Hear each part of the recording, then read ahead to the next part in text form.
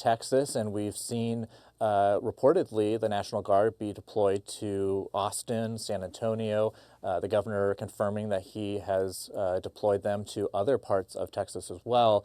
And his pushback is, don't mess with Texas law enforcement. They're very much taking a kind of an offensive posture on this, hoping that anyone who might try to be disruptive or violent would stay home. But at the same time, you are seeing this kind of contrast with California, and it does matter the fact that you have a Republican governor who is very much an ally of the White House, who is kind of promoting the exact tact that the White House has taken, but of course holding control over his own National Guard in the state versus California, where Trump has taken control.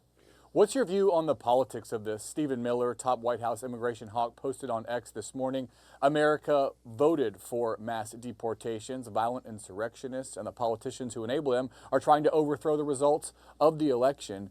Did Americans vote for the type of harsh immigration crackdown we're seeing from the Trump administration?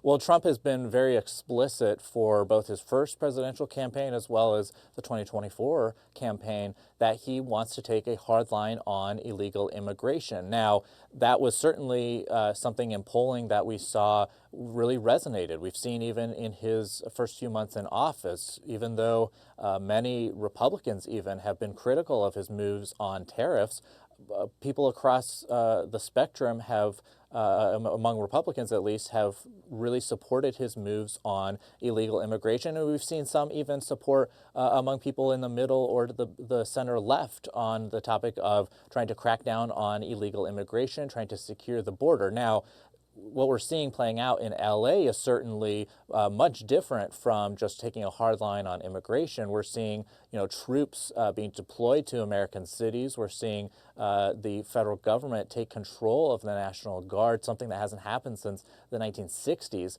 And so we're really in extraordinary times here. And so the polling, I think we're seeing some pushback in some polling. There was one economist YouGov poll out yesterday showing that 47% of Americans disagreed with Trump in his moves in California.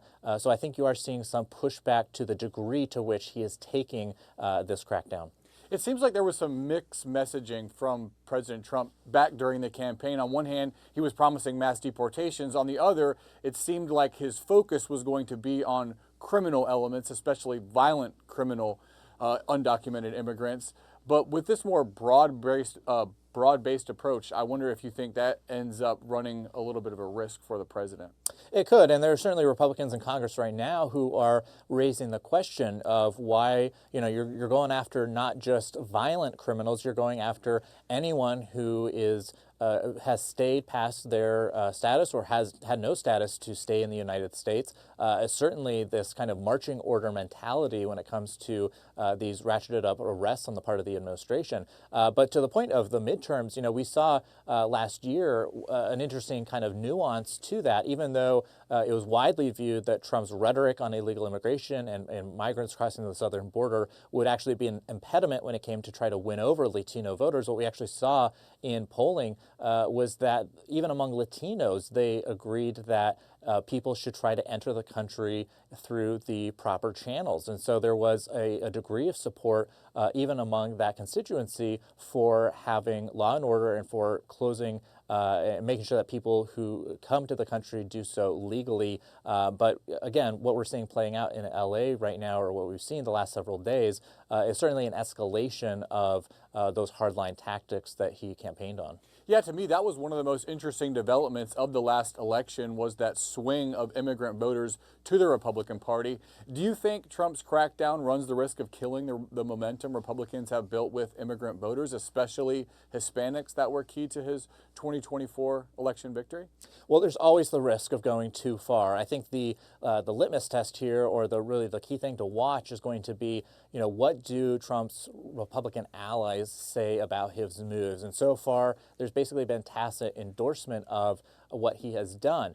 But certainly, you have House members across the country, but particularly in swing districts who, in parts of California and elsewhere, they want the support of Latino community. They want the support of other minority demographics in their districts. And when they see concerns, they see real fear over what Trump is doing, some of the chaos and uncertainty that his moves can provoke, that can really come back to hurt Republicans in the midterm. So, Republicans right now have a chance to try to hold on to the House. Democrats are being very aggressive to try to win it in 2 years. And I think it'll be interesting to see how some of these vulnerable Republicans in the House in particular respond to what President Trump is doing.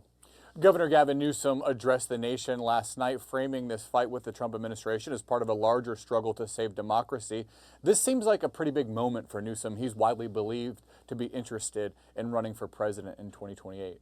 That's right. And we saw prior to this past week, Governor Newsom was taking a little bit more of a tact to the center, at least, with the optics of who he was trying to reach out to, having this podcast, speaking with people like Steve Bannon, trying to engage with a conversation more in the middle. Not that he is going to change who he is or what he stands for, but trying to essentially say that even though he hails from a coastal, liberal enclave, that doesn't mean that he can't be president for the whole country, or at least that's the kind of subtext of some of these moves. But what we've seen the past few days is him really dig in his heels against the Trump administration and really adopt this resistor mentality when it comes to President Trump.